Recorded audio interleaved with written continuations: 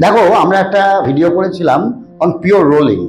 সেখান থেকে তোমরা দেখতে পাচ্ছ সমস্ত কমেন্ট এসছে যে এরকম ভিডিও আরো চাই, এবং দুজন বলেছে যে উত্তরটা ব্যাখ্যা করে দিলে ভালো হয়।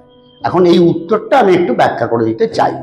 সেটা হচ্ছে, আমরা রোলিংয়ে দেখালাম যে ওপরের অংশের বেগটা 2v এবং নিচের অংশের বেগটা v।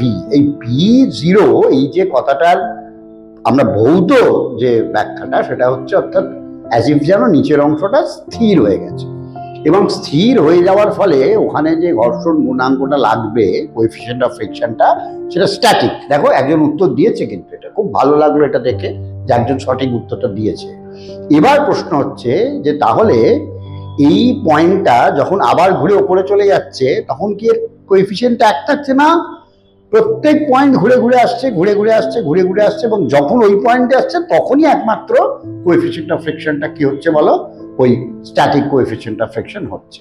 আদারওয়াইজ তুমি যদি পুরো ফ্রেমটা দেখো, তাহলে সবসময় দেখবে যে ওপরের ভেলোসিটিটা বেশি এবং নিচের ভেলোসিটিটা কম। যেটা আমি তোমাদের আগেও বলেছিলাম, আবারও বলছি, যে এটা খুব ভালো অবজার্ভ করা যায় সাইকেলের স্পোকে। তুমি যদি রানিং সাইকেলের স্পোকের দিকে দেখো, দেখবে ওপরের দিকে স্পোকগুলো ঝাপসা এবং নিচের দিকে স্পোকগুলো স্পষ্ট দেখা যাচ্ছে।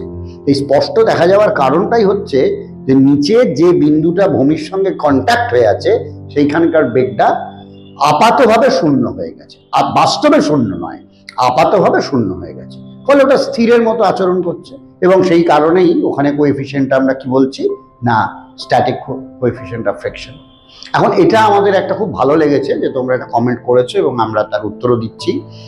আগামী দিনেও কিন্তু এইভাবে তোমরা যদি আমাদের কাছে জানতে চাও, যে কোনো ব্যাখ্যা বা কোনো কমেন্টে লেখো যে আমরা এই ভিডিওটা দেখতে চাই, তাহলে আমরা কিন্তু অবশ্যই সেই ভিডিও নিয়ে তোমাদের কাছে ফেরত আসবো। সুতরাং তোমরা please be active on your comment box, এবং আমরাও ফেরত আসবো সেই সমস্ত আনসার্স নিয়ে।